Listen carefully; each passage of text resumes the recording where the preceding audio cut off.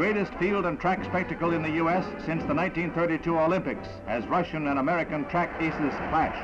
In the women's 100 meters, it's long-legged Wilma Rudolph Ward who streaks away from the field to prove once more she is the fastest woman in the world.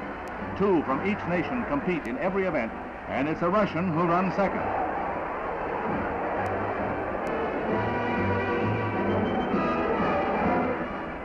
This is the 4th time the Soviets have met with the U.S., and in the men's 100-meter dash, Bob Hayes equals the meet record set in 1958. When Mr. Hayes gets going, the X-15 couldn't catch him.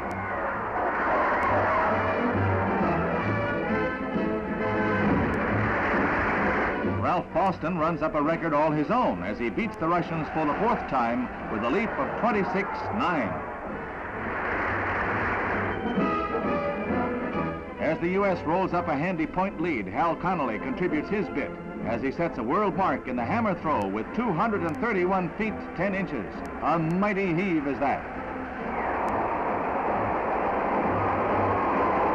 The second day of the 2-day meet sees attendance go over 150,000, and a program of thrills begins with the women's hurdles. The Russians prove too good for the U.S. duo as they run 1-2. Irina Press and Ilya Kuklova spark a Russian victory in the women's field events.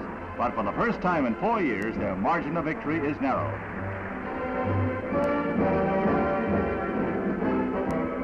Feature event of the day is the 1,500-meter run, the metric mile, and all eyes are on little Jim Beatty, co-captain of the American team.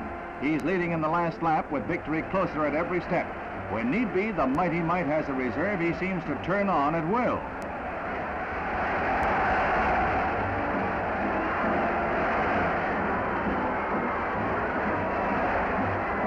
Beatty is across to set a new American record as well as a new meet mark.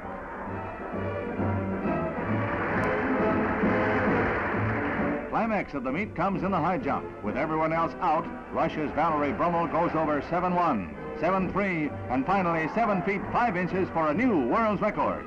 The high-flying Russian takes a new record home, but the U.S. takes the meet on points.